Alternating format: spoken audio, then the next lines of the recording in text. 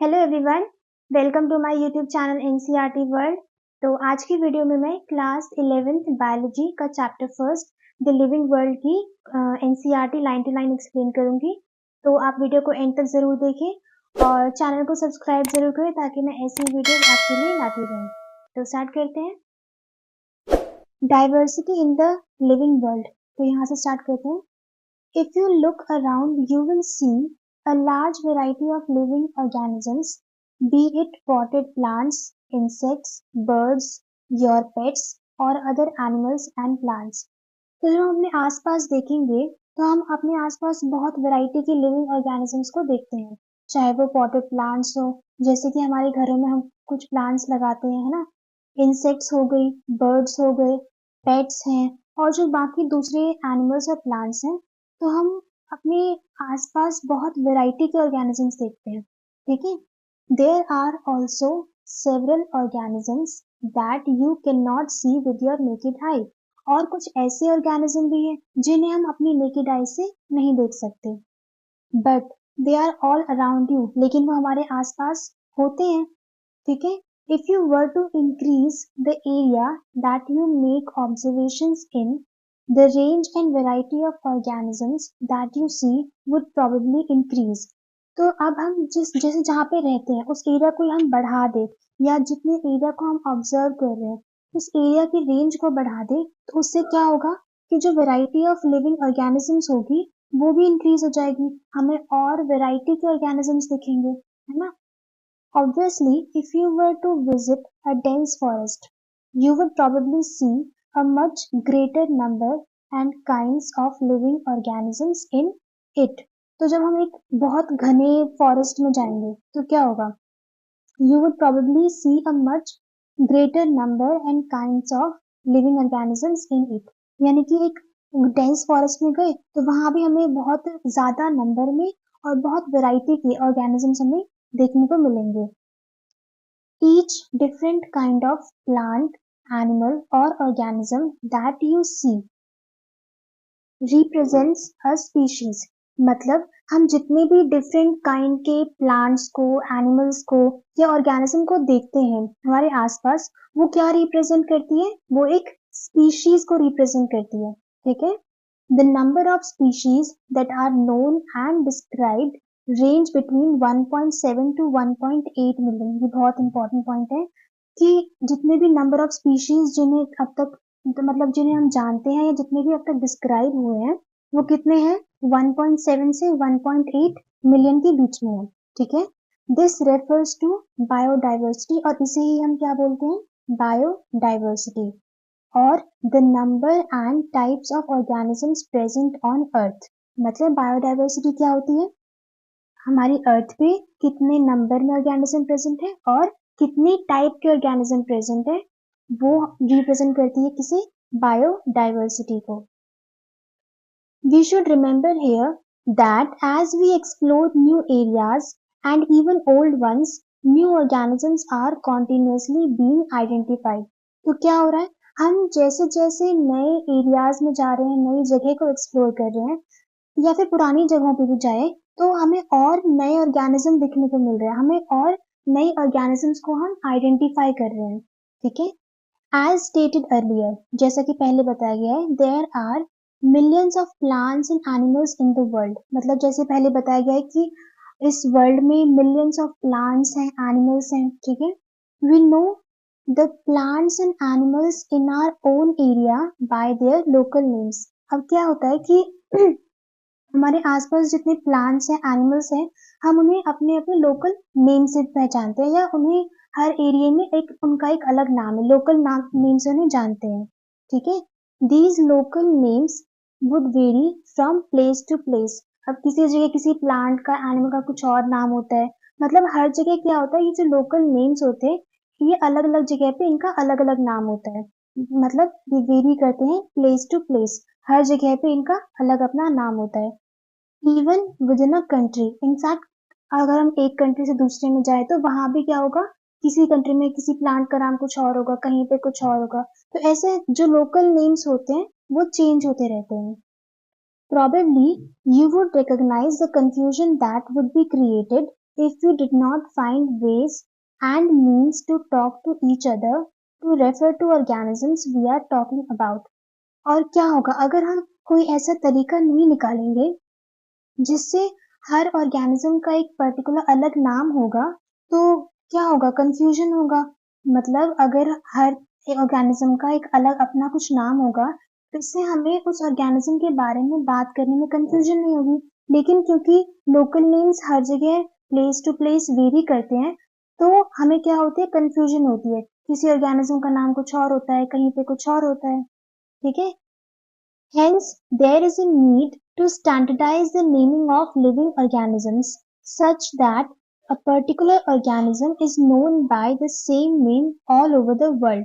तो क्या है एक नाम हर ऑर्गेनिज्म को देना जरूरी है, यानी हर पर्टिकुलर ऑर्गेनिज्म का एक सेम नेम होना चाहिए जो पूरी कंट्री में माना जाए, पूरे वर्ल्ड में माना जाए। और this process is called nomenclature, और इसी प्रोसेस को क्या कहते हैं? नॉमेनक्लेचर, यानी कि ऑर्गेनिजम्स का नाम रखना, नामकरण कहते हैं ना, तो ऑर्गेनिजम्स का नाम रखना, इसी प्रोसेस को बोलते हैं हम nomenclature. Obviously nomenclature or naming is only possible when the organism is described correctly and we know to what organism the name is attached to. अब हम किसी का करेक्ट नाम कब रख पाएंगे? जब हम उस ऑर्गेनिज्म को सही से आइडेंटिफाई करेंगे कि वो कहाँ से बिलोंग करता है, उसके क्या फीचर्स हैं, उन बेसिस पे ही हम नामकरण मतलब उनका नेम देंगे। तो इस प्रोसेस को क्या बोलते हैं? आइडेंटिफिकेशन, यानी कि ऑर्गेनिजम्स को आइडेंटिफाई करना कि वो कहाँ से बिलोंग कर रहे हैं, और फिर हम उन्हें क्या करते हैं? उनको नाम देते हैं। तो नाम देना हो गया नॉमेनक्लेचर, और ऑर्गेनिजम्स को करेक्टली आइडेंटिफाई करना हो गया identification.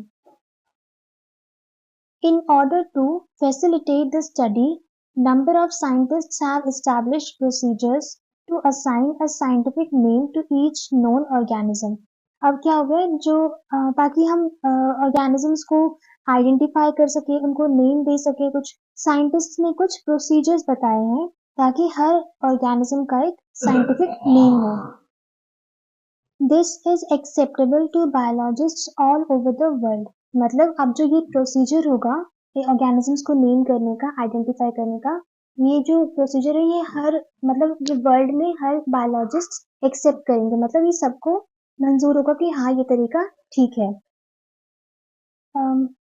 For plants, scientific names are based on agreed principles and criteria which are provided in International Code for Botanical Nomenclature. ये भी important है। मतलब यहाँ देखो क्या कह रहा है कि प्लांट्स को नेम देने के लिए कुछ सेट ऑफ रूल्स हैं वो प्रोवाइड किए जाते हैं, और वो कौन प्रोवाइड करता है? International code for botanical nomenclature ICBN provide करती है। ठीक है, यानी कि प्लांट्स की नेमिंग कौन करता है? ICBN. You may ask how are animals named? अब animals कैसे नेम मतलब animals को नेम कैसे किया जाता है? Animals taxonomists have evolved international code of zoological nomenclature. तो animals को नेम देने के लिए जो सेट ऑफ रूल्स हैं वो कौन प्रोवाइड करता है? ICZN, international code for code of zoological nomenclature. अब scientific names ensure that each organism has only one name. अब scientific name देने से क्या हो जाता है? हर organism का सिर्फ एक ही नाम होता है। Description of any organism should enable the people in any part of the world to arrive at the same name. और उनका description कैसा होना चाहिए कि वर्ल्ड के किसी भी पार्ट में कोई अगर है और उस प्लांट को जानना चाहता है, तो उस डिस्क्रिप्शन के थ्रू वो उसी स्पेसिफिक प्लांट तक मतलब उसे उसके बारे में पता चल जाए। तो नाम ऐसा होना चाहिए। They also ensure that such a name has not been used for any other known organism, और वो ये भी इंश्योर करते हैं कि वही नाम किसी और organism They also ensure that such a name has not been used for any other organism. और वो ये भी इंश्योर करते हैं कि यही नाम सेम किसी और प्लांट का या किसी और ऑर्गेनिज्म का नहीं हो, मतलब एक नाम एक ही स्पीशीज से बिलोंग करना चाहिए। Biologists follow universally accepted principles to provide scientific names to known organisms. अब बायोलॉजिस्ट जो ऑर्गेनिजम्स को नेम देते हैं तो कुछ यूनिवर्सली एक्सेप्टेड प्रिंसिपल्स हैं, उन प्रिंसिपल्स के बेसिस पे उन्हें फॉलो करते हैं और उस रूल्स के अकॉर्डिंग वो ऑर्गेनिजम्स को नेम देते हैं। Each name has two components. अब हर नाम का, हर जो साइंटिफिक नाम होगा उसके दो कंपोनेंट्स होते हैं, the generic name and the specific epithet. तो पहला कंपोनेंट है जेनेरिक नेम होता है और दूसरा कंपोनेंट होता है specific epithet. This system of providing a name with two components is called binomial nomenclature. अब जो ये सिस्टम है तो हम ऑर्गेनिज्म को दो कंपोनेंट का मतलब नाम दिया जा रहा है, तो इसलिए हम इसे बोल देते हैं बाइनोमियल नोमेनक्लेचर। बाइनोमियल इसलिए क्योंकि नाम में दो कंपोनेंट है, एक तो जेनेरिक नेम, दो कंपोनेंट है, एक तो जेनेरिक नेम और एक specific epithet. Nomenclature means name करना। This naming system given by Carolus Linnaeus. अब ये बायनॉमियल नोमेनक्लेचर कौन से साइंटिस्ट ने दिया था? तो कैरलस लिनियस ने प्रोवाइड किया था। Is being practised by biologists all over the world. ठीक है, अब और यही नाम दुनिया के हर बायोलॉजिस्ट यूज भी करते हैं। This naming system using a two word format was found convenient। और इस मेथड को कि भाई साइंटिफिक नेम में दो कंपोनेंट्स होते हैं, ये सिस्टम उन्हें कन्वीनियंट भी लगा था। Let us take the example of mango to understand the way of providing scientific names better. तो साइंटिफिक नेम्स को समझने के लिए यहाँ पे आपको मैंगो का एग्जांपल दिया हुआ है, तो देखते हैं। Scientific name of mango is written as Mangifera indica. तो मैंगो का साइंटिफिक नेम क्या है? Mangifera indica. Let us see how it is a binomial name. अब ये बाइनोमियल नेम कैसे है? In this name Mangifera represents the genus. जो यहाँ पे आपको ये मैंजीफेरा दिया हुआ है, ये किसे रिप्रेजेंट कर रहा है? जीनस को। और जो ये आपको इंडिका दिया हुआ है, ये किसे रिप्रेजेंट कर रहा है? स्पीशीज को। ठीक है, यानी इन this name Mangifera represents, Mangifera तो किसे रिप्रेजेंट कर रहा है? जीनस को। और इंडिका किसे रिप्रेजेंट कर रहा है? स्पीशीज को। तो हो गए बाइनोमियल नेम। और अ स्पेसिफिक एपिथेट, जिसे स्पीशीज या स्पेसिफिक एपिथेट भी बोल देते हैं। Other universal rules of nomenclature. अब आपको यहाँ पे ना रूल्स दिए हुए नोमेनक्लेचर को कि साइंटिफिक नेम देने के लिए उन्होंने इन रूल्स को फॉलो किया था। पहला देखिए, biological names are generally in Latin और रिटन इन इटैलिक्स। अब जो बायोलॉजिकल नेम्स होते हैं ना, उनका ओरिजिन तो होता है लैटिन, ठीक है, लेकिन वो लिखे किसमें जाते हैं? इटैलिक्स में। जो आपने के टेढ़े होते हैं थोड़े से लेटर्स, वो इटैलिक्स होती है, तो इटैलिक्स में उन्हें लिखते हैं और उनका ओरिजिन क्या होता है? लैटिन। दे आर लैटिनाइज्ड और derived from Latin irrespective of their origin. तो उनका ओरिजिन कुछ भी हो, कहीं से भी प्लांट्स आए हो या कहीं से भी मतलब लाए गए हो, उनका जो ओरिजिन होता है वो लैटिन ही होता है, derived from Latin. The first word in a biological name represents the genus। तो biological name का जो पहला word होगा वो तो होता है genus, while the second component denotes the specific epithet। और जो word का second component होगा, जैसे मैंजीफेरा में देखा हमने, तो इंडिका स्पीशीज है, तो बायोलॉजिकल नेम का सेकंड वर्ड क्या रिप्रेजेंट करता है? स्पीशीज को रिप्रेजेंट करता है, denotes the specific epithet. Both the words in a biological name when handwritten are separately underlined। अब अगर इसी नाम को हम अगर हैंडरिटन हो, हाथ से लिखे, तो उन्हें क्या किया जाता है? सेपरेटली अंडरलाइन कर देते हैं उन्हें, और printed in italics to indicate their Latin origin. उन्हें या तो अंडरलाइन कर देते हैं या इटैलिक्स में प्रिंट कर देते हैं ताकि वो उनकी लैटिन ओरिजिन को इंडिकेट करें। फोर्थ रूल देखिए, the first word denoting the genus starts with a capital letter. अब जो हमारा फर्स्ट वर्ड होता है जीनस, वो कैपिटल लेटर से, देखिए यहाँ पे लिखा है ना, कैपिटल लेटर से स्टार्ट होता है। मैंजीफेरा का एम कैपिटल है यहाँ पे, तो जीनस कैपिटल लेटर से स्टार्ट होता है। While the specific epithet starts with a small letter. और जो स्पेसिफिक एपिथेट है, जैसे यहाँ पे देखिए इंडिका है, तो इंडिका का आई क्या है? स्मॉल है, तो स्पेसिफिक एपिथेट का पहला लेटर स्मॉल होगा, जीनस का पहला लेटर कैपिटल होता है। It can be illustrated with the example of Mangifera indica. Mangifera indica से हमने देख लिया कि नेमिंग कैसे होती है। पहला वर्ड क्या होता है? जीनस, दूसरा वर्ड स्पेसिफिक एपिथेट।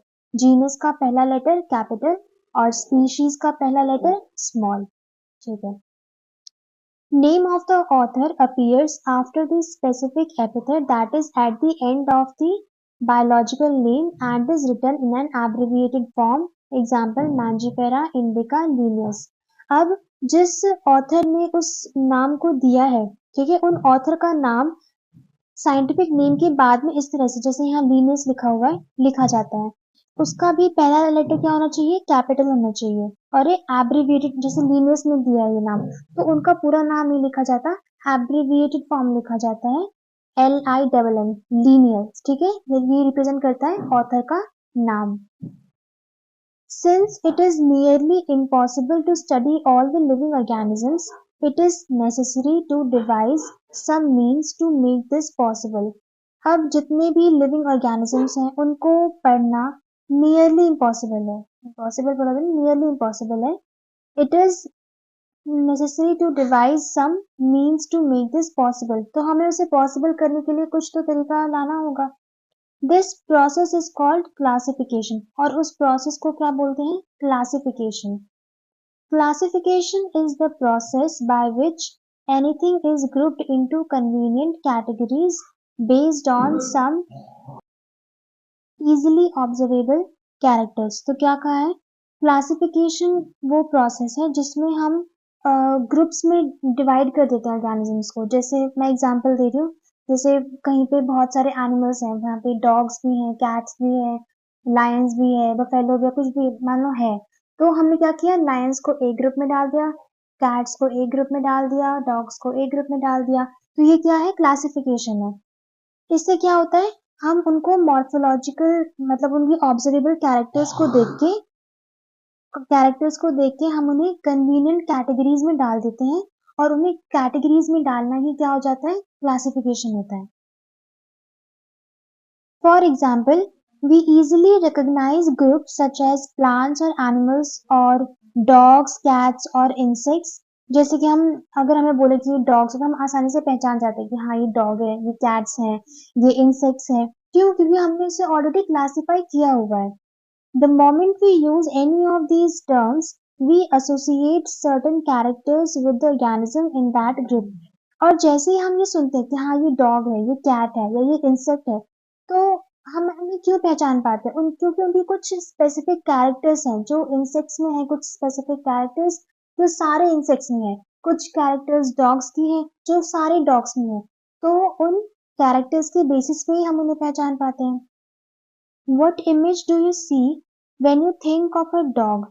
क्या आपके मन में क्या आता है जब आप डॉग के बारे में सोचते हैं? Obviously, each one of us will see dogs and not cats। तो हम डॉग्स को डॉग्स ही देखते हैं, कैट्स तो नहीं देखते हैं। Now, if we were to think of Alsatians, we know what we are talking about।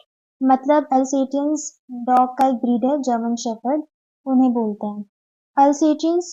Similarly, suppose we were to say mammals, you would of course think of animals with external ears and body hair।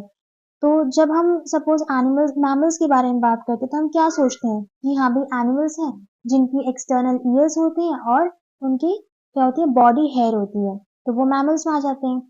Likewise, in plants, if we try to talk of wheat, अगर हम wheat के बारे में बात करें, the pictures in our minds will be of wheat plants and not of rice or any other plant। तो अगर हम wheat के बारे में बात करेंगे तो obviously हमारे दिमाग में wheat का पिक्चर आएगा, किसी राइस प्लांट का नहीं आएगा। Animals, etc. यहाँ से थे wheat। The picture in our minds would be of wheat plants and not of any other plant। Hence, all these dogs, cats, mammals, wheat, rice, plants, animals, etc. are convenient categories we use to study organisms। तो ये सब क्या है? Cats हैं, चाहे mammals हैं, चाहे rice है, व्हीट है, इन सबको क्या किया है? कैटेगरीज में डालिए कि हाँ भाई ये प्लांट यही है, व्हीट व्हीट ही है, राइस नहीं है, मैमल्स मैमल्स है। ठीक है, तो उन्हें कैटेगरीज में डाली हुई है ताकि हम उन्हें आराम से पढ़ सकें, स्टडी कर सकें उन ऑर्गेनिजम्स को। The scientific term for these categories is taxa, और इन कैटेगरीज का साइंटिफिक टर्म क्या होता है, मतलब इन कैटेगरीज को ही हम बोलते हैं टेक्सा, साइंटिफिक नेम टर्म में बोल देते हैं taxa. Here you must recognize that taxa can indicate categories at very different levels. अब इन जो टैक्सा होती है ना, ये भी हम आगे पढ़ेंगे डिफरेंट लेवल्स पे होती है. Plants also form a taxa. Wheat is also a taxa. मतलब कैटेगरीज को ही टैक्सा बोलते हैं. Similarly, animals, mammals, dogs, ये सब क्या है, are all taxa. But you know there that dog is a mammal and mammals are animals. लेकिन हम ये भी जानते हैं कि dog क्या है, mammals में आ जाता है, और mammals क्या है, animals ही है. Therefore, animals, mammals and dogs represent taxa at different levels. Dog भी एक टैक्सा है, mammal भी एक टैक्सा है, और animals भी एक टैक्सा है, लेकिन ये सारे टैक्सा अलग अलग लेवल पे हैं. Hence, based on characteristics, all organisms can be classified into different taxa. तो उनके characteristics पे based, मतलब उनके ऊपर based हम living organisms को different taxa में include करते हैं. और इसी process को क्या बोलते हैं, taxonomy. This process of classification is taxonomy. External and internal structure along with the structure of cell development, process and ecological information of organisms are essential and form the basis of modern taxonomic studies. ये भी एक important point है, यानी कि हम modern taxonomy में external structure, internal structure, cell का structure, development process and ecological information, इन सब को पढ़ते हैं. आज ये सारे सब important है, और यही क्या फॉर्म करती है, modern taxonomic studies को फॉर्म करती है. Hence, characterization, identification, classification, and nomenclature are the process that are basic to taxonomy. तो taxonomy में कौन कौन सी process आ जाती है, पहली characterization, दूसरी identification, तीसरी classification and fourth nomenclature. ये सब हम taxonomy में पढ़ते हैं. Taxonomy is not something new, कोई नई बात नहीं है. Human beings have always been interested in knowing more and more about the various kinds of organisms, particularly with reference to their own use. मतलब कि human beings जो है वो हमेशा अलग अलग जो variety of organisms है उनके बारे में जानने की कोशिश करती है, उनके क्या use है, उनके particularly use के basis पे हम उन्हें जानते हैं. In early days, human beings needed to find sources for their basic needs of food, clothing, and shelter. Hence, the earliest classifications were based on the uses of various organisms. अब पहले क्या होता था, जो ह्यूमन बींग्स हैं उन्हें अपनी ज़रूरतों को देखना होता था, उन्हें शेल्टर चाहिए, फूड चाहिए, क्लोथिंग चाहिए. तो ये सब क्लासिफिकेशन पहले के टाइम पे क्लासिफिकेशन यूजेस के ऊपर बेस्ड है कि भाई हाँ इस ऑर्गेनिज्म का, मतलब किसी ऑर्गेनिज्म के हम स्किन यूज करते हैं, तो पहले के लोग उनको यूज करते थे अपनी फूड के लिए, क्लोथिंग के लिए, शेल्टर के लिए, है ना. Human beings were since long not only interested in knowing more about different kinds of organisms and their diversities, but also the relationships among them. अब ह्यूमन बींग्स पहले के टाइम से ही सिर्फ उनके ऑर्गेनिजम्स के बारे में ही जानने की कोशिश नहीं करते थे, बल्कि वो ये भी जानने की कोशिश करते थे कि उनके बीच में आपस में रिलेशन क्या है, ऑर्गेनिजम्स की डाइवर्सिटी क्या है, कैसे कैसे ऑर्गेनिजम्स हैं, उनका आपस में क्या रिलेशन है, ये सब कुछ जानने की कोशिश करते थे. और इसी ब्रांच को क्या बोलते हैं हम, systematics. This branch of study was referred to as systematics. तो सिस्टमैटिक्स क्या है, relationship among organisms. The word systematics is derived from the Latin word systema. अब अगेन systematics जो है वो Latin word है systema, वहां से derive किया गया है, और इस systema का मतलब क्या है, systemic arrangement of organisms. systema का मतलब है. Linnaeus used systema naturally as the title of his publication. Linnaeus ने अपनी publication का title भी क्या रखा था, systema naturae. The scope of systematics was later enlarged to include identification, nomenclature and classification. बाद में systematics का जो है ना scope है वो enlarge कर दिया था. कैसे, उन्होंने उसमें identification भी include कर दिया, nomenclature भी include कर दिया, और क्लासिफिकेशन भी इंक्लूड कर दिया। Systematics takes into account evolutionary relationships between organisms. तो पहले बताया था कि सिस्टमैटिक्स का क्या मतलब है, ऑर्गेनिजम्स के बीच में क्या रिलेशंस हैं उसे पता करती है। Taxonomic categories. Classification is not a single step process but involves hierarchy of steps in which each step represents a rank or category. तो क्लासिफिकेशन क्या है, ये सिर्फ एक सिंगल स्टेप में नहीं हो जाता है, एक सिंगल स्टेप प्रोसेस नहीं है, पर इसमें बहुत सारी स्टेप्स होते हैं और हर स्टेप को क्या रिप्रेजेंट करता है, मतलब हर स्टेप एक रैंक को या किसी कैटेगरी को रिप्रेजेंट करता है। Since the category is a part of overall taxonomic arrangement, it is called taxonomic category, and all categories together constitute the taxonomic hierarchy. अब कैटेगरी क्या है, टेक्सोनोमिक अरेंजमेंट का पार्ट है, तो इसलिए हम इसे टेक्सोनोमिक कैटेगरी कह देते हैं। और हर कैटेगरी को एक साथ हम क्या बोलते हैं, taxonomic hierarchy. Each category refer to as a unit of classification। और हर कैटेगरी को क्या मतलब, हर कैटेगरी क्या होती है, एक क्लासिफिकेशन की यूनिट होती है, यानी हर कैटेगरी एक रैंक को रिप्रेजेंट करती है and is commonly termed as taxon, और उसे कॉमनली क्या बोलते हैं, टेक्सॉन बोलते हैं। Taxonomic categories and hierarchy can be illustrated by an example. अब इसे एक एग्जांपल से देखेंगे हम। Insects represent a group of organisms sharing common features like 3 pairs of jointed legs। अब जो इंसेक्ट का ग्रुप होता है उसमें हमें एक कॉमन फीचर देखने को मिलता है, वो फीचर हर इंसेक्ट में होगा, कौन सा, 3 pairs of jointed legs। उनके पास jointed legs के 3 pairs होते हैं। तो इसी बेसिस पे हमने क्लासिफाई कर दिया कि हाँ ये सारे के सारे किस में आ जाते हैं, इंसेक्ट्स में आ जाते हैं।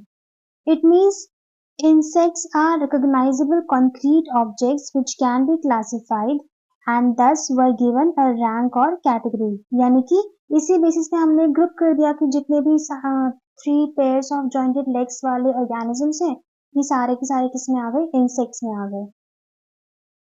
Can you name can you name other such organisms of groups of organisms?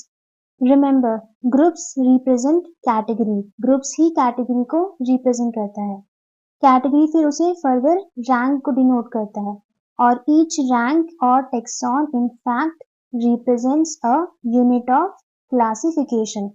Category he group है, ग्रुप कैटेगरी है, कैटेगरी फर्दर रैंक को डिनोट करती है, और हर एक रैंक या टेक्सॉन रिप्रेजेंट क्या करती है, क्लासिफिकेशन की एक यूनिट को रिप्रेजेंट करती है। These taxonomic groups categories are distinct biological entities and not merely morphological aggregates। ये सिर्फ एक morphological aggregate नहीं है बल्कि अलग अलग biological entities हैं।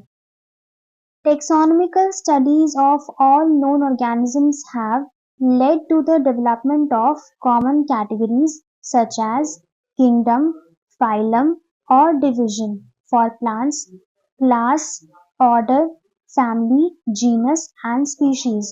तो टेक्सोनॉमिकल जो स्टडीज है उससे हम कुछ कॉमन कैटेगरीज पे आए हैं, ठीक है, और उन कैटेगरीज को हम आगे पढ़ेंगे, जैसे किंगडम है, फिर फाइलम है, डिवीजन है, क्लास है, ऑर्डर है, फैमिली, जीनस और स्पीशीज है। अब देखिए ये वो कॉमन कैटेगरीज है जिसके बारे में बात हो रही थी। सबसे पहले किंगडम, फिर उससे लोअर फाइलम, डिवीजन। फाइलम किनके लिए है, एनिमल्स के लिए है, और डिवीजन किसके लिए है, प्लांट्स के लिए है, ठीक है। फिर क्लास, ऑर्डर, फैमिली, जीनस और स्पीशीज। स्पीशीज कौन सी है, सबसे लोएस्ट रैंक पे है, ठीक है। देखिए all organisms including those in plant and animal kingdoms have species as the lowest category. बता दें आपको यहाँ पे कि स्पीशीज जो होती है हर ऑर्गेनिज्म में, चाहे वो प्लांट्स हैं चाहे वो एनिमल्स हैं, सब में जो स्पीशीज होती है वो सबसे लोएस्ट रैंक पे आती है। Now the question you may ask is how to place an organism in various categories. The basic requirement is the knowledge of characters of an individual और ग्रुप ऑफ ऑर्गेनिज्म। तो सबसे पहली basic requirement क्या है कि किसी भी individual की या ग्रुप ऑफ ऑर्गेनिज्म की के कैरेक्टर्स की नॉलेज होनी चाहिए। This in helps in identifying similarities and dissimilarities among the individuals of the same kind of organisms as well as other kind of organisms। मतलब जब हमें किसी भी इंडिविजुअल या ग्रुप ऑफ ऑर्गेनिजम्स के बारे में पता होता है तो हम उससे इंडिविजुअल्स के बीच में मतलब बहुत सारे इंडिविजुअल्स के बीच में सिमिलैरिटीज, उनके जो बीच में डिससिमिलैरिटीज होंगी, उनको हमें आइडेंटिफाई करने में हेल्प मिलती है। तो सबसे पहले हम लोएस्ट कैटेगरी से स्टार्ट करते हैं, species. Taxonomic studies consider a group of individual organisms with fundamental similarities as a species। तो species को हम कैसे आइडेंटिफाई करते हैं? एक ग्रुप ऑफ इंडिविजुअल ऑर्गेनिजम्स होती है जिनमें कुछ फंडामेंटल सिमिलैरिटीज होती है, ये सबसे लोवेस्ट रैंक है, ठीक है।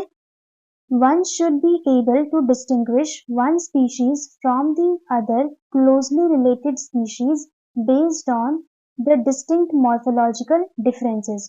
तो हम एक स्पीशीज को दूसरे स्पीशीज से कैसे डिफरेंशिएट करते हैं? कुछ मॉर्फोलॉजिकल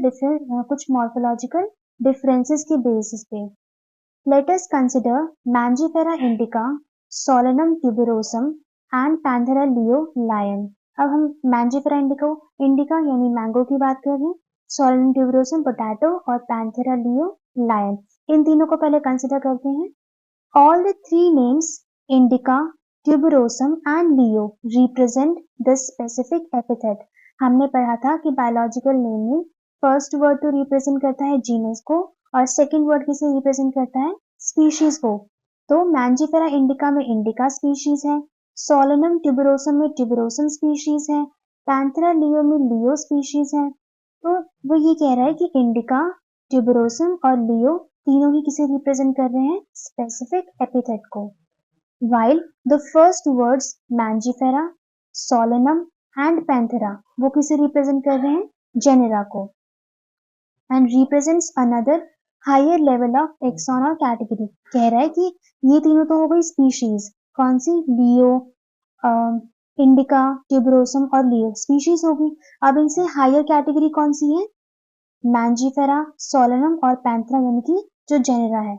हमने यहाँ देखा था कि स्पीशीज सबसे लोएस्ट है, इनसे हायर कैटेगरी क्या है? जीनस। तो मैंजीफेरा, सोलनम और पैंथेरा तीनों जीनस आ गए। Each genus may have one or more than one specific epithet representing different organisms but having morphological similarities। अब हर एक जीनस किसे रिप्रेजेंट कर रहा है? एक या एक से ज्यादा स्पेसिफिक एपिथेट को जिनमें मॉर्फोलॉजिकल सिमिलैरिटीज बिल्कुल सेम है। वो डिफरेंट ऑर्गेनिज्म हो सकते हैं बट उनकी जो मॉर्फोलॉजिकल कैरेक्टर्स हैं वो सेम है। For example, Panthera has another specific epithet called tigris. Panthera क्या है? जेनेरा, उसी की एक दूसरी स्पीशीज भी है टिग्रिस। यहाँ हमने पढ़ा था पैंथेरा लियो लायन, लियो एक स्पीशीज हो गई, टिग्रिस दूसरी स्पीशीज हो गई। सोलनम है, जैसे Solanum include species like nigrum and melongena. अब सोलनम में ही यहाँ पे हमने पढ़ा था सोलनम ट्यूबरोसम पोटैटो की बात हुई थी, यहाँ पे एक और दो स्पीशीज आ गई, निग्रम और मेलॉन्जिना। मतलब सोलनम एक जेनेरा हो गई, उस जेनेरा में एक से दो ज्यादा स्पीशीज है। सोलनम में हो गई निग्रम और मेलॉन्जिना।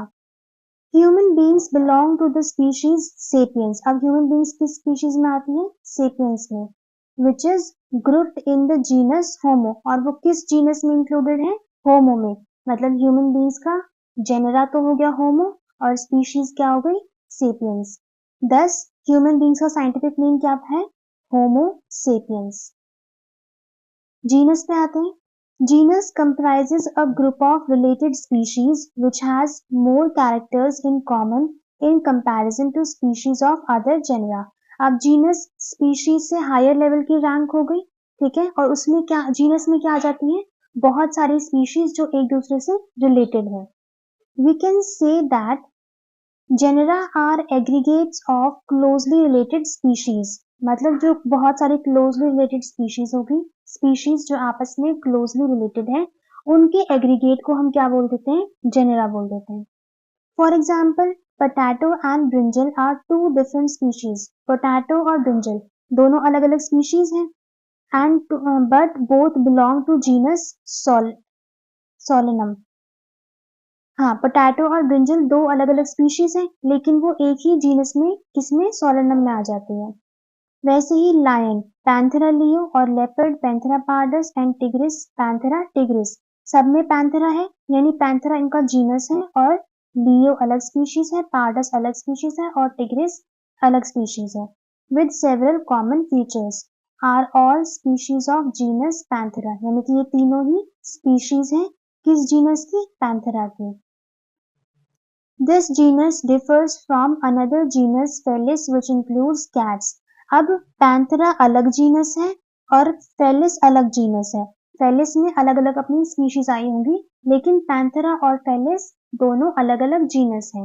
पैंथेरा में आ जाती है लायन, पार्डस, ये लेपर्ड और टिग्रिस यानी टाइगर, और फेलिस किसकी में क्या इंक्लूड है, कैट्स इंक्लूडेड है। फेलिस एक अलग जीनस हो गई, पैंथेरा एक अलग जीनस हो गई।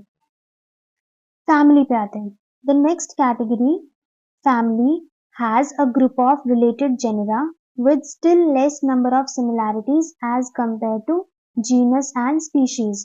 अब फैमिली क्या होगी, अब ऊपर और हायर कैटेगरी हो गई। पहले हमने यहाँ पे स्पीशीज की बात कर ली, फिर हमने जीनस की बात कर ली, अब हम फैमिली की बात करते हैं जो इससे भी हायर कैटेगरी है।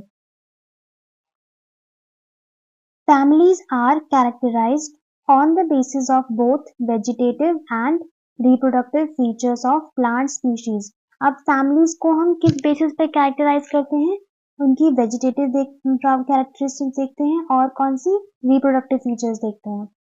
Among plants, for example, three different genera. अब plants में example के ले लो तीन different genera, पहला है सोलेनम, फिर है पेट्यूनिया और फिर है दतुरा। ये तीनों अलग अलग जेनेरा है।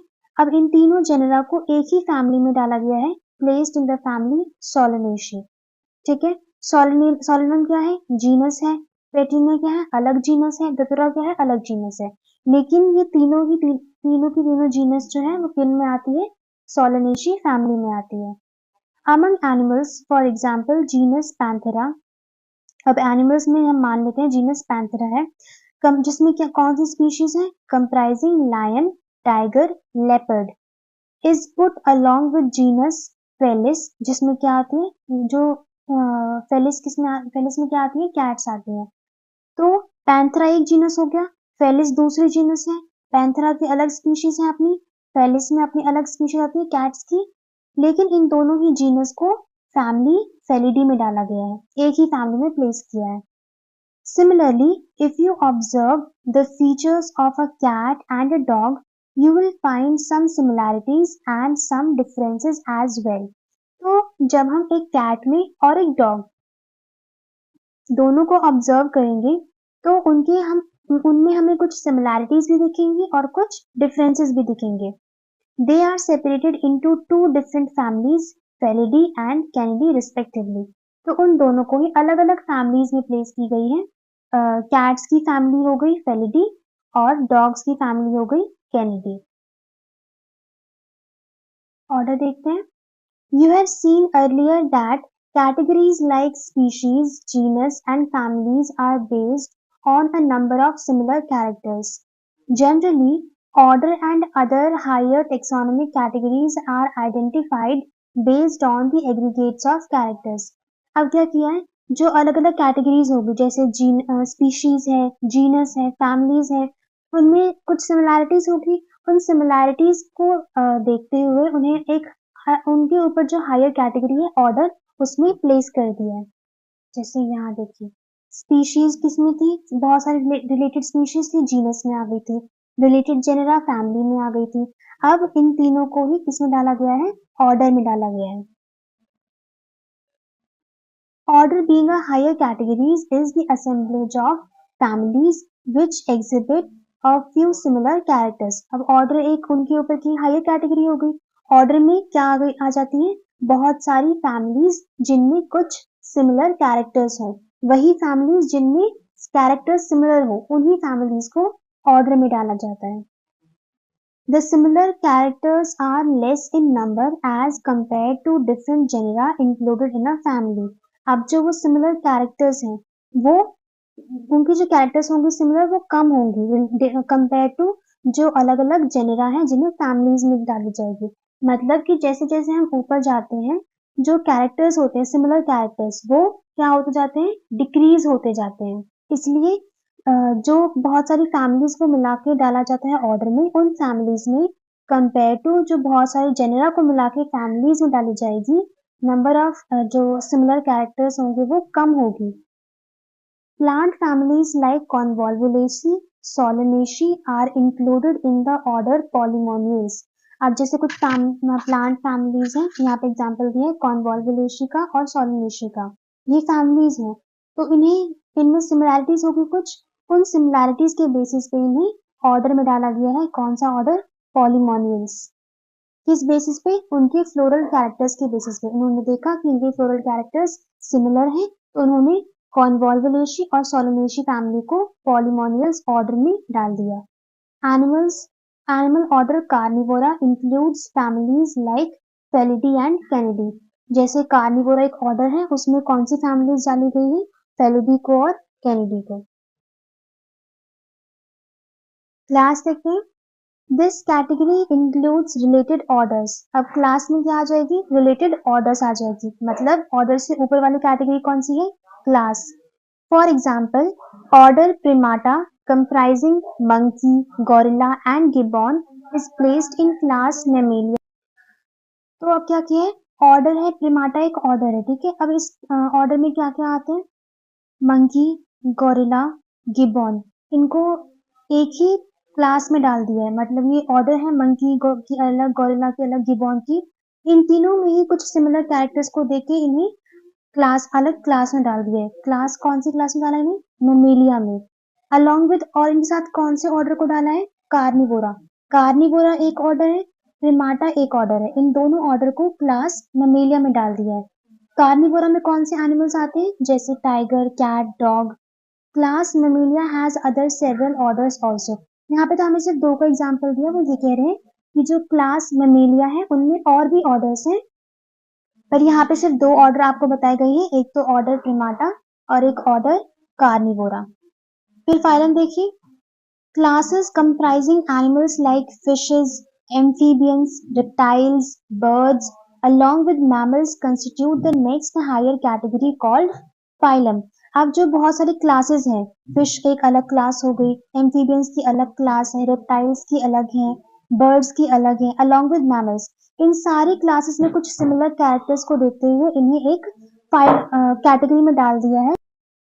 All these based on the common features like presence of notochord, dorsal hollow neural system are included in phylum Chordata.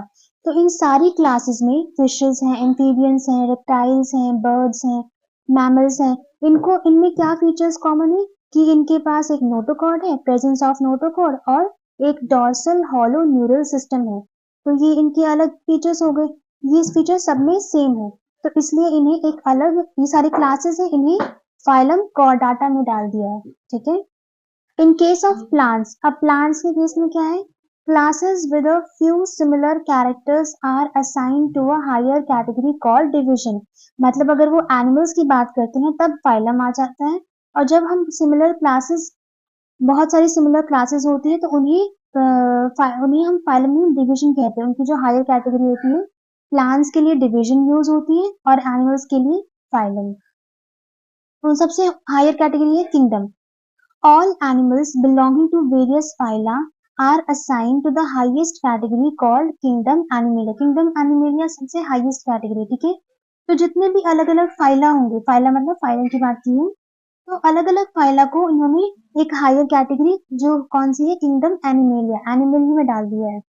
The kingdom Plantae on the other hand is distinct. और kingdom Plantae अलग है, kingdom animalia अलग है, kingdom Plantae अलग है. Plantae में क्या है? Comprises all plants from various divisions. जो अलग अलग डिविजन्स होंगी वो प्लांटी में चली जाएंगी, और जो अलग अलग फाइलम होंगी वो किस में चली जाएंगी? एनिमेलिया में. Henceforth we will refer to these two groups as animal and plant kingdoms. The taxonomic categories from species to kingdom have been shown in ascending order starting with species in figure 1.1. यहाँ आपको side में figure दी हुई है. यहाँ पे आपको lowest category से यानी स्पीशीज से लेके किंगडम तक सारा दिखाया गया है. These are broad categories. However, taxonomists have also developed subcategories. ये तो वैसे broad categories हैं, लेकिन taxonomists ने कुछ subcategories भी develop की हैं. In this hierarchy to facilitate more sound and scientific placement. मतलब ये तो broad categories हैं, इनके अलावा भी जो subcategories हैं, वो scientists ने develop की हैं ताकि classification और अच्छी हो सके और more sound and scientific placement. मतलब और ऑर्गेनिजम्स को भी क्लासिफाई कर पाए हम. Look at the hierarchy in figure 1.1. यहाँ पर ये फिगर है. सबसे पहले स्पीशीज सबसे लोएस्ट कैटेगरी है, उससे हायर रैंक जीनस, उससे हायर फैमिली, फिर ऑर्डर, फिर क्लास, फिर फाइलम और डिवीजन. फाइलम एनिमल्स के लिए, डिवीजन प्लांट्स के लिए और फिर किंगडम.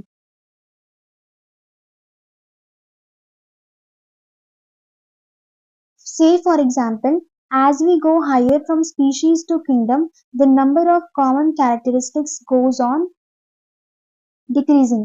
तो जैसे जैसे हम स्पीशीज से किंगडम तक पहुंचते हैं, जो नंबर ऑफ कॉमन कैरेक्टरिस्टिक्स होती है वो क्या होती है, डिक्रीज होती जाती है.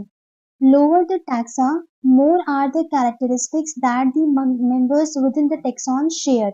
मतलब जितनी लो कैटेगरी होगी उतनी ज्यादा उन ऑर्गेनिजम्स के बीच में उतनी ज्यादा सिमिलैरिटीज होंगी. वो ये कह रहा है. Higher the category, greater is the difficulty of determining the relationship to other taxa at the same level. और जितनी हायर कैटेगरी होगी उतनी ही ज्यादा डिफिकल्ट होगा एनिमल्स के बीच में, ऑर्गेनिजम्स के बीच में रिलेशनशिप निकालना.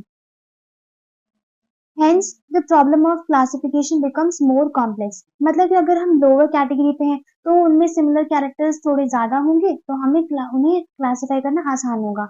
लेकिन जैसे जैसे हम ऊपर चलते जाएंगे हायर कैटेगरी पे, जो क्लासिफिकेशन है वो और कॉम्प्लेक्स होती जाती है. अब यहाँ पे आपको organisms with their taxonomic category एक टेबल दिया हुआ है. देखिए यहाँ पे पहले कॉमन नेम है, यहाँ पे ऑर्गेनिजम्स है, कुछ उनका कॉमन नेम है, फिर आपको बायोलॉजिकल नेम दिया है, फिर यहाँ जीनस दिया है, फिर फैमिली, फिर ऑर्डर, क्लास और फिर फाइलम या डिवीजन. फाइलम किसके लिए, अगेन एनिमल्स के लिए, और डिवीजन किसके लिए, प्लांट्स के लिए. जैसे यहाँ पे मैंगो और वीट प्लांट है तो ये दोनों क्या है, डिविजन्स हैं. मैन और हाउस फ्लाई दोनों एनिमल्स में आते हैं तो ये दोनों क्या है, फाइलम है. ये दोनों फाइलम है, ये दोनों.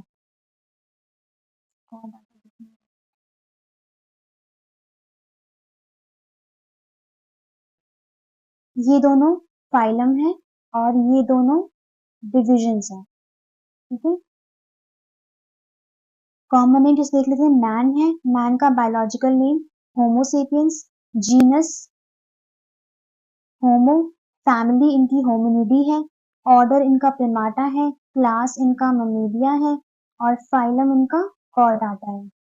फिर सेकंड देखिए हाउस फ्लाई. हाउस फ्लाई का साइंटिफिक नेम है मस्का डोमेस्टिका, जीनस मस्का हो गया, फैमिली इनकी मसिडी है, ऑर्डर इनका डिप्टेरा है, क्लास इंसेक्टा है और फाइलम आर्थ्रोपोडा हो जाएगा. फिर मैंगो के लिए देखिए मैंजीफेरा इंडिका, बायोलॉजिकल नेम है, जीनस मैंजीफेरा होगी, फैमिली एनाकार्डियेसी हो गई, ऑर्डर सैपिनडेल्स हो गया, क्लास डाइकोटिलेडनी हो गया. सॉरी यहाँ पे डिवीजन होगा क्योंकि ये प्लांट है तो डिवीजन है एंजियोस्पर्मी. वैसे ही वीट के लिए देखिए Triticum aestivum, biological name genus Triticum, family Poaceae, order Poales, class Monocotyledonae और डिवीजन एंजियोस्पर्मी. वीट वीट और मैंगो दोनों का ही डिवीजन क्या है, एंजियोस्पर्मी है. Thank you.